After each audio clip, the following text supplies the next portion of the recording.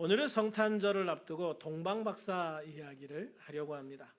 동방박사는 예수님이 탄생한 날에 온 목자와는 달리 그 당시에 바로 온 그런 사람들은 아닙니다.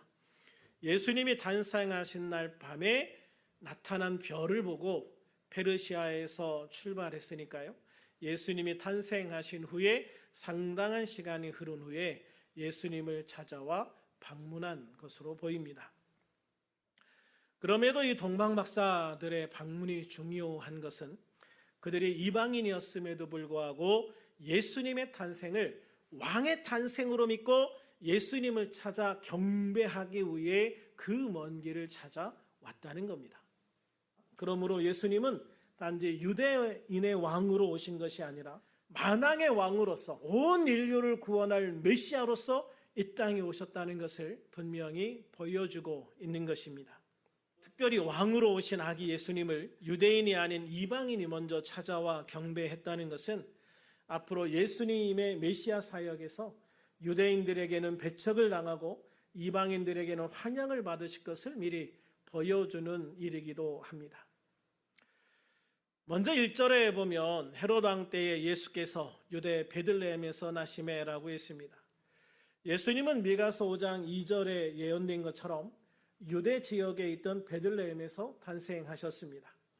그러므로 예수님의 탄생은 우연이 아니라 필연이다. 즉 하나님의 세심한 준비 끝에 이 땅에 탄생하셨다는 것을 잘 보여주고 있는 것이죠. 그러므로 예수님이 이 땅에 오신 것 자체가 하나님의 구원 계획을 통해 우리에게 주어진 하나님의 사랑이고 은혜이고 축복인 줄로 믿습니다. 그런데 예수님이 이 땅에 오신 때가 헤롯 대왕이 이스라엘을 통치하던 때입니다. 대왕이라고 불릴 만큼 많은 업적을 남긴 왕이지만 음흉하고 포악하기로 소문난 사람이기도 했습니다.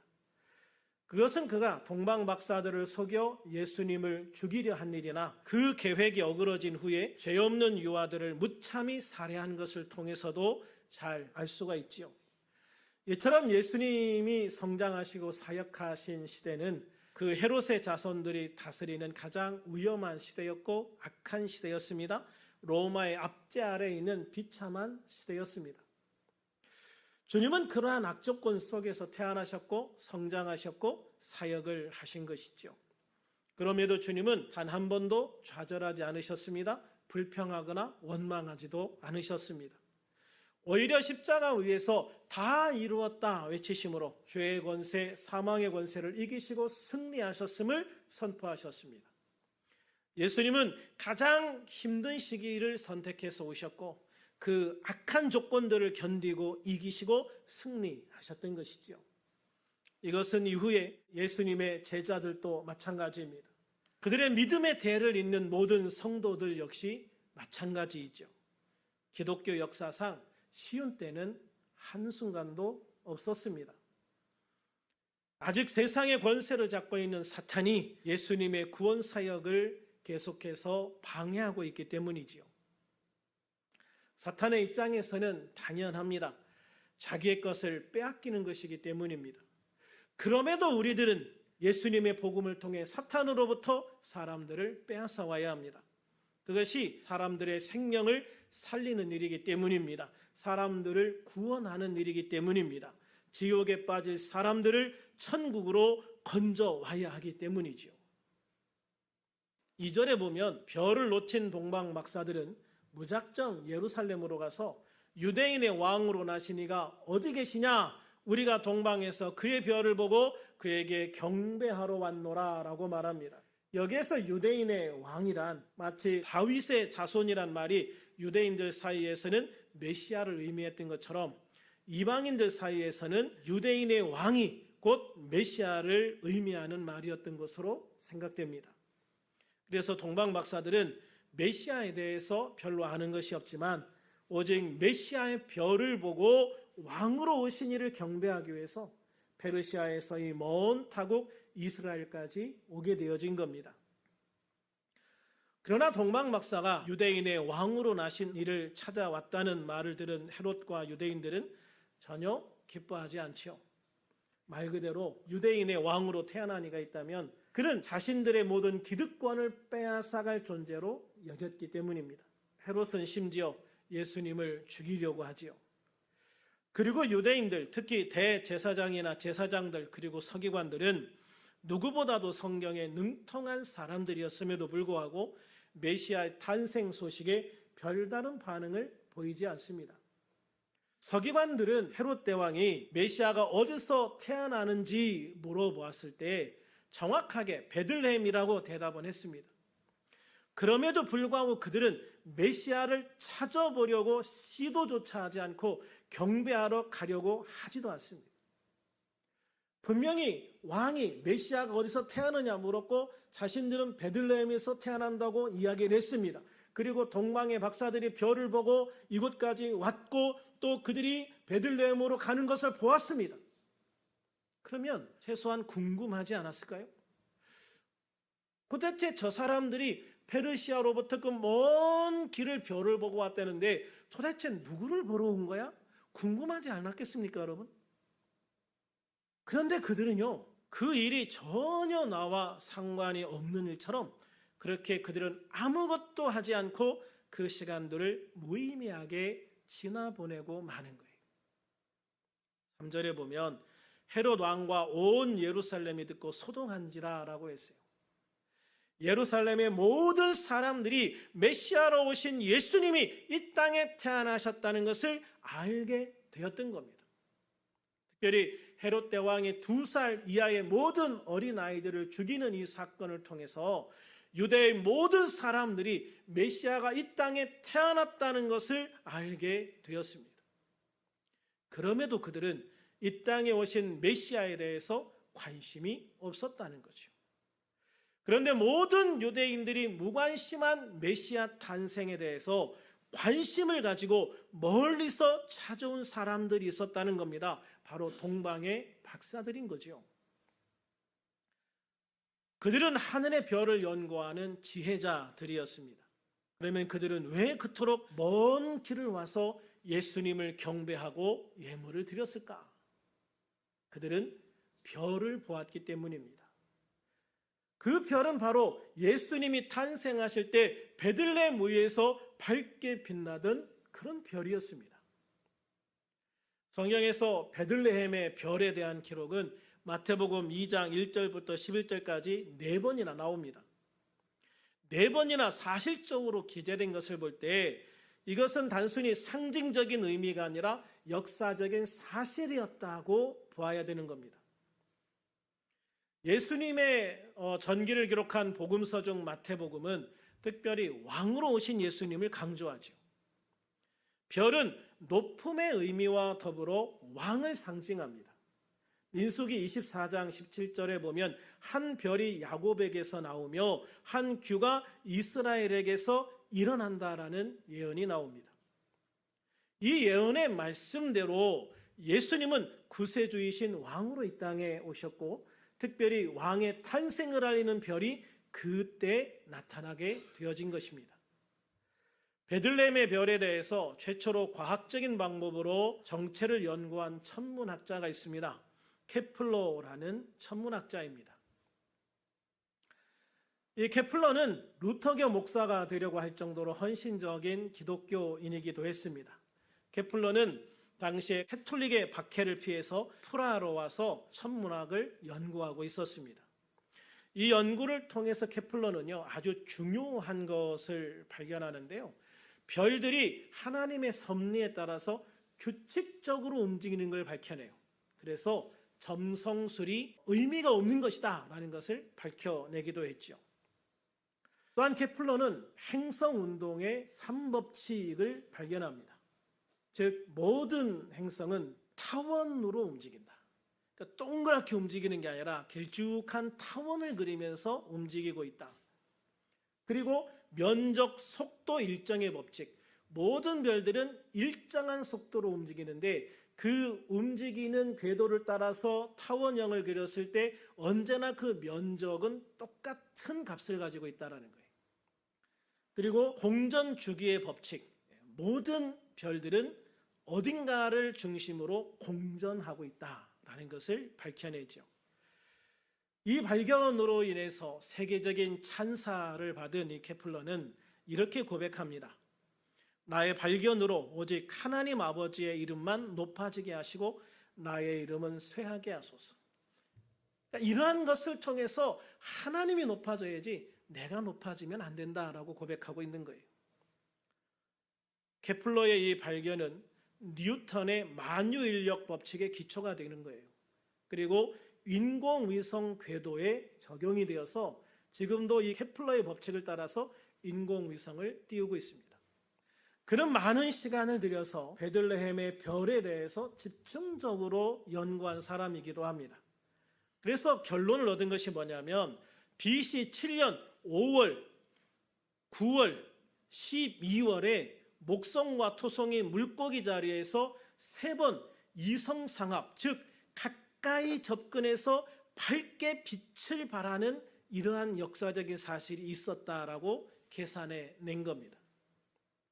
왜 BC 7년이나 하면 우리가 예수님이 태어나신 해를 기점으로 BC AD 이렇게 나눈다고 알고 있잖아요. 그런데 이게 원래 처음에 그렇게 나눈 건 맞는데 그때 학자들이 계산을 잘못했어요.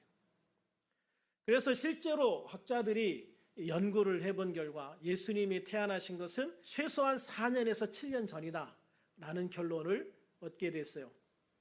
그 중에서 예수님이 BC 7년에 태어나셨다는 주장이 가장 많은 지지를 받고 있는데 케플러의 그 연구도 이것을 뒷받침해주고 있습니다. 어쨌든 케플러는 BC 7년 5월, 9월 말에서 10월 초 그리고 12월에 목성과 토성이 물고기 자리에서 3번 만나서 강한 빛을 발했다라고 하는 사실을 밝혀낸 거죠. 그러면 왜 목성과 토성이 중요하냐? 목성은 왕을 상징하는 별이에요.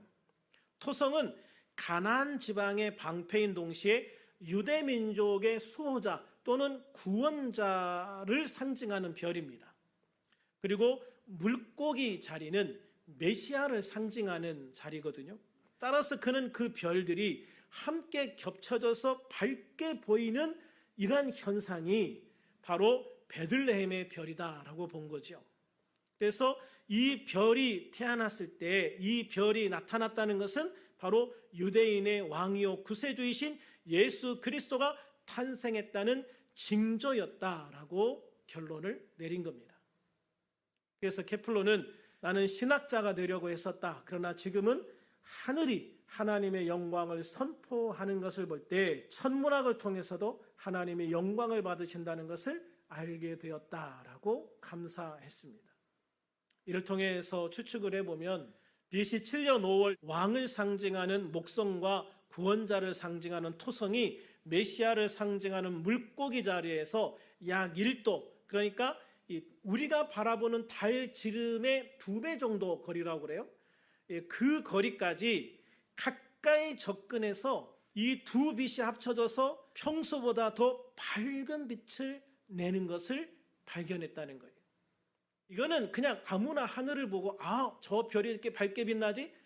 이렇게 발견할 수 있는 건 아니라고 그래요. 우리는 어느 별이 조금 밝아졌다고 해서 그 차이를 알아차릴 수가 없어요. 우리는 늘 하늘만 바라보는 사람들이 아니니까 하늘을 바라보고 참 별이 아름답구나 라고는 할 수 있지만 저 별이 왜 저렇게 변했을까, 달라졌을까, 위치가 바뀌었을까 그런 거를 알 수 있는 사람들은 아니지 않습니까? 그러나 별을 전문적으로 연구하는 사람들이라면 다르지요. 그들은 그 별들이 조금만 더 밝아도 금방 그 차이를 알아차릴 수가 있는 거예요. 그래서 일반인들은 알아차릴 수 없지만 이 두 별이 만나서 평상시보다 더 밝게 빛을 발하는 것을 딱 보게 되어지면서 유대 땅에서 왕이 탄생했구나라는 것을 알게 되어졌다는 것이죠. 바로 이때가 예수님이 탄생하신 때예요. 그래서 실제로 예수님이 탄생하셨을 때를 계산해 보니까 5월달이라는 이야기가 가장 설득력을 얻고 있어요. 그러니까 이 5월 별이 빛나는 그 밤에 예수님이 태어나셨다라고도 볼 수가 있는 것이죠. 이것을 관찰하여 알게 된 동방 박사들은 유대 땅에 왕이 탄생했다는 것을 알게 되어진 겁니다. 그리고 두 행성이 서로 멀어지다가 8월 초부터 다시 서로 가까워지는 것을 보게 되어져요. 그래서 박사들은 구세주 탄생에 대한 두려움과 경이로운 마음을 가지고 여행을 준비하기 시작한 것 같습니다. 그리고 마침내 9월 2차 합이 이루어지기 시작을 합니다. 이들은 메시아의 탄생을 확신하고 여행을 떠나게 되어집니다. 약 2달 동안 900km의 먼 거리를 여행한 뒤 예루살렘에 도착합니다. 그리고 당시 유대인의 왕이었던 헤롯을 만나서 왕으로 태어난 이가 어디 있느냐라고 묻습니다. 그러나 왕궁에는 최근에 왕자가 태어난 사실이 없음을 알고 크게 실망하죠. 그러나 서기관들은 베들레헴에서 메시아가 탄생한다는 미가의 예언의 말씀을 듣고 12월 4일 왕궁을 나서는 순간 3차 합이 일어나기 시작을 합니다. 이를 본 박사들은 가장 크게 기뻐하면서 베들레헴으로 달려갑니다. 이 순간이 바로 마태복음 2장 9절부터 11절에 잘 표현되어져 있는 거예요. 같이 읽어볼까요? 시작. 박사들이 왕의 말을 듣고 갈새 동방에서 보던 그 별이 문득 앞서 인도하여 가다가 아기 있는 곳 위에 머물러 서 있는지라. 그들이 별을 보고 매우 크게 기뻐하더라. 집에 들어가 아기와 그의 어머니 마리아가 함께 있는 것을 보고 엎드려 아기께 경배하고 보배압을 열어 황금과 유향과 모략을 예물로 드리니라. 할렐루야. 그렇습니다.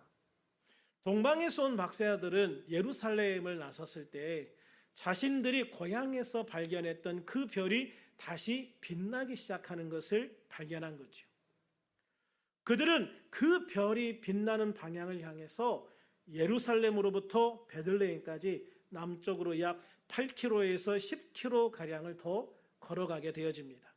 그러다가 어느 순간 그 별이 자신들의 바로 머리 위에 있다는 것을 발견하게 되어지죠. 그 별은 완전한 3차 합을 이룬 상태로 자신들의 머리 위에서 빛나고 있었던 거예요. 이에 그들은 바로 이곳에 있는 집, 이 집이 왕으로 태어나신 아기가 있는 집이다라는 확신을 가지게 되어집니다. 그리고 무작정 그 집을 들어가게 되어지죠. 그 집에 들어가자 과연 그곳에는 얼마 전 태어난 아기 예수님이 있었던 것입니다. 이때는 이미 마리아의 정결 예식을 마친 후였기 때문에 요셉과 마리아는 이들을 맞아들일 수가 있었습니다. 정결 예식을 치르기 전에는 집에 손님을 맞이할 수 없어요. 우리나라도 아기 태어나면 금줄 띄워놓죠? 아무도 오지 말라는 거 아닙니까? 마찬가지로 유대인들에게도 이게 굉장히 중요한 거예요. 그래서 남자아이가 태어나면 33일, 여자아이가 태어나면 66일. 아마도 여자아이가 더 연약하다고 생각을 했기 때문에 더 오랜 기간 사람들의 출입을 금했던 것 같아요. 그래서 이 정결 예식을 치른다고 하면서 그 기간 동안에 아무도 그 집에 들이지를 않았던 거죠. 그런데 누가복음 2장 22절에 보면 마리아가 정결 예식을 치르러 성전에 올라가는 장면이 나오죠. 거기에서 이제 시므온과 여선지자 안나를 만나는 이야기도 나옵니다. 그러므로 동방 박사들이 예수님을 찾아가 경배했을 때 예수님이 구유에 누워 있는 것은 절대로 잘못된 그림이에요. 그런데 이 그림을 찾으려고 아무리 뒤져도 모든 그림이 다 예수님이 구유에 누워 있어요. 이게 완전히 잘못된 건데 이게 고쳐지지를 않아요. 이 케플러가 계산한 이 날짜를 통해서 봐도 예수님이 태어나신 것은 5월 말이고 동방 박사들이 예수님의 집에 찾아간 건 12월이란 말이에요. 그러니까 굉장히 많은 시간이 이미 지나 있는 상태인 거죠. 그래서 예수님이 구유에 누워 있는 게 아니라 그때는 그냥 일반 가정집에서 누워 있었던 그런 장면을 묘사해야 되는데 이게 왜 그렇게 안 고쳐지는지 모르겠어요. 어쨌든 동방 박사들이 발견한 두 별이 완전한 합을 이루며 밝게 빛이 날 때 그 별이 빛나는 그 별 바로 밑에 있는 그 집에 있는 이 아이가 의심할 여지 없이 왕으로 오신 메시아다라고 그들은 생각을 했던 거죠. 이에 박사들은 그 아기 예수께 경배하며 황금과 유약과 모략을 예물로 드렸던 겁니다. 이들 동방의 박사들은요, 유대인이 아님에도 불구하고 별을 보고 메시아로 오신 예수님이 이 땅에 태어나신 것을 알았고요, 그 먼 길을 찾아와서 예수님을 경배했다는 거예요. 우리들은 이미 이 땅에 오신 예수님을 알고 있고 그 예수님의 복음을 통해서 구원받은 하나님의 백성들입니다. 우리들은 하늘의 별 대신에 주님이 주신 말씀을 따라서 주님이 주신 구원의 길, 생명의 길, 축복의 길을 걸어가고 있습니다. 동방의 박사들은 그토록 고대하던 예수님이 오신 것을 보기 위해 별을 보고 예수님이 누우신 그 자리까지 왔습니다. 그에 비하여 우리는 그 예수님을 통해서 이미 구원받았고 구원받은 하나님의 백성으로서 또는 하나님의 자녀로서 살아가고 있는 거예요. 그리고 지금은 하늘의 별 대신 하나님의 말씀을 통해서 우리들을 주님의 길로 인도해 주십니다. 동방의 박사들이 예수님이 태어난 징조를 발견하기 위해서 얼마나 오랫동안 별을 연구하며 바라봤을까요? 잠언 8장 17절에 보면 나를 사랑하는 자들이 나의 사랑을 입으며 나를 간절히 찾는 자가 나를 만날 것이니라고 하셨어요. 또 예레미야 29장 13절에 보면 너희가 온 마음으로 나를 구하면 나를 찾을 것이요 나를 만나리라 라고 말씀하고 있거든요. 바로 그들이 이 동방의 박사들이 아닐까 저는 그렇게 생각해요. 정말 이 메시아를 만나기 위해서 그들의 평생을 두고 간절히 바라면서 그 왕으로 태어나신 것을 상징하는 별이 나타날 때까지 그들은 기다리고 또 기다리고 기다리면서 그 별들을 관찰하고 기다리고 있었던 거예요. 얼마나 그 마음이 간절했겠어요. 그래서 정말로 주님을 만날 그 간절한 소망을 가지고 있는 그들을 하나님은 별을 통해서 알게 하셨고 찾아가게 하셨고 만나게 하신 것을 믿으시기를 바랍니다. 동방의 박사들은요, 예수님이 태어나신 것을 별을 통해서 알게 되었을 때 그 길이 고생스러울 걸 알았어요. 힘들고 그 먼 길을 떠날 때 어떤 위험이 있다는 것도 생각을 했어요. 그러나 그들은 주님을 만날 기쁨에 망설이지 않고 서둘러 길을 떠나요. 그렇다면 우리들은 주님의 말씀에 순종하기 위해서 얼마나 노력하고 있는가? 주님의 말씀에 순종하기 위해서 어떤 힘듦과 어려움들을 감수할 수 있다고 생각하는가? 동방의 박사들은 오랜 시간 주님을 기다렸습니다. 그들은 주님이 빨리 오시지 않았다고 불평하지 않았습니다.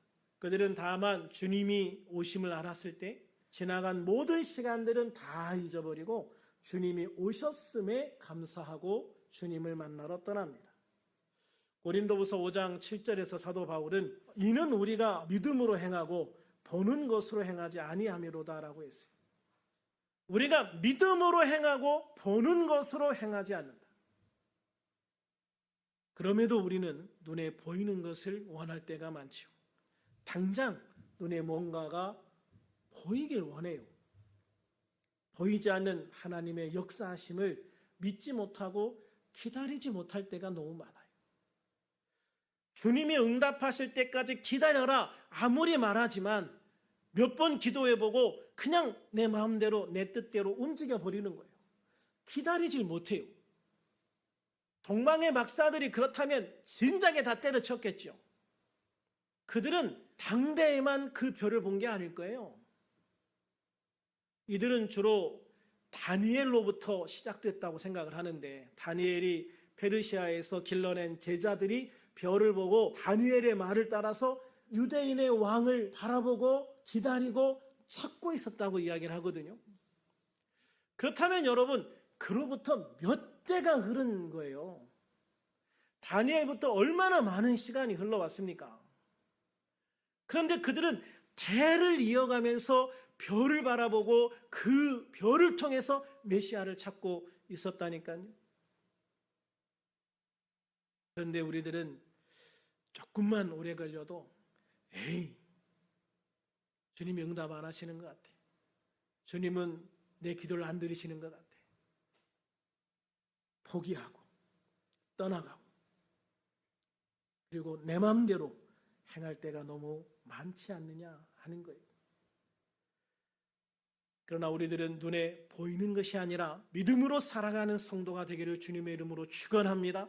주님의 약속을 믿으시고 주님의 말씀으로 내 안에 주시는 감동을 믿으시고 믿음으로 기다릴 때, 믿음으로 인내할 때, 믿음으로 끝까지 주님이 주신 그 감동을 따라갈 때 결국 우리에게 하나님의 놀라운 축복, 하나님의 놀라운 응답이 이루어지게 될 줄로 믿습니다.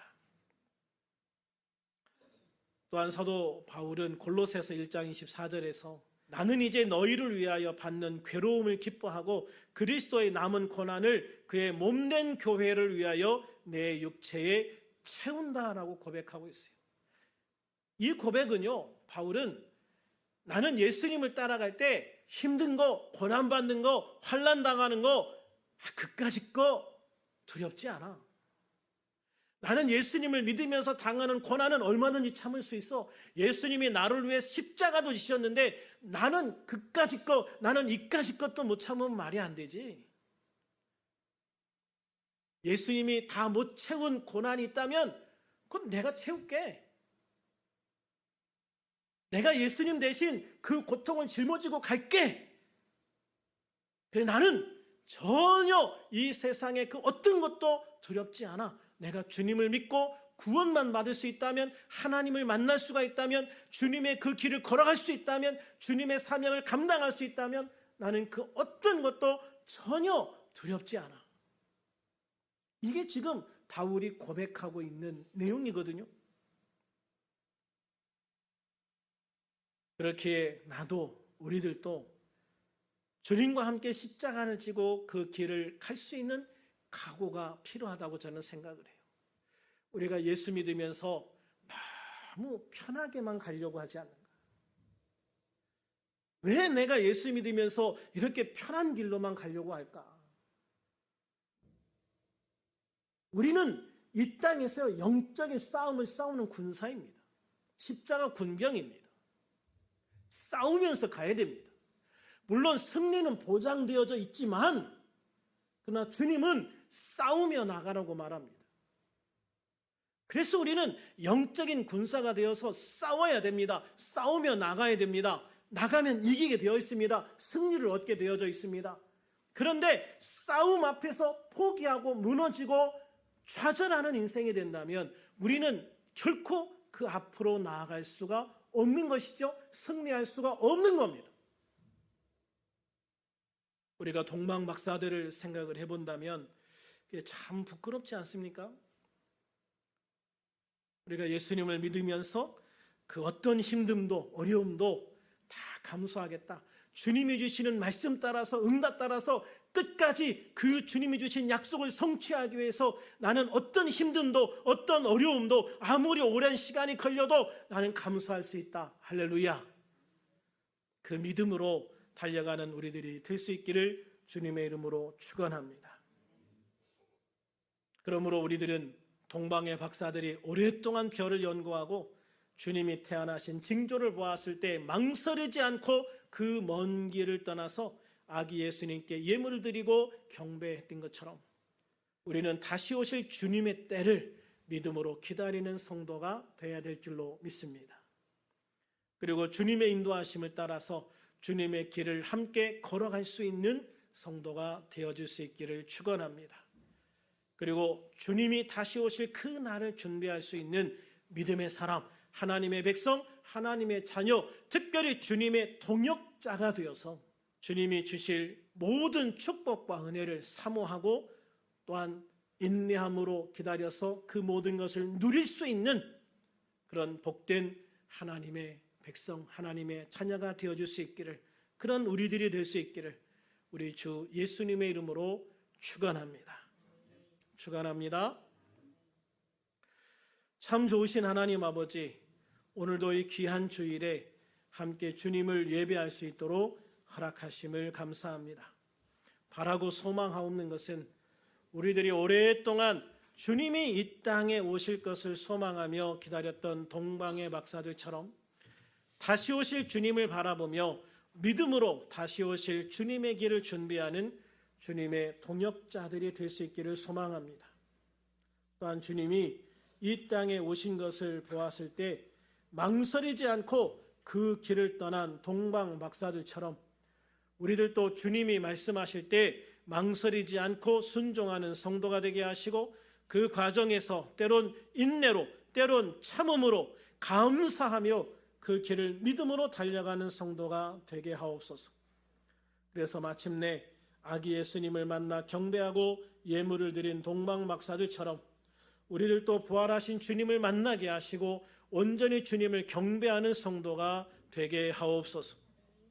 이제 성탄절이 3일 남았습니다. 우리들 모두 성탄절에 함께 모여 우리에게 오신 주님의 탄생을 축하하게 하시고 감사하는 복된 성도들이 되어지게 하옵소서. 오늘도 함께 하심을 감사하며 우리 주 예수님의 이름으로 기도하옵나이다. 아멘.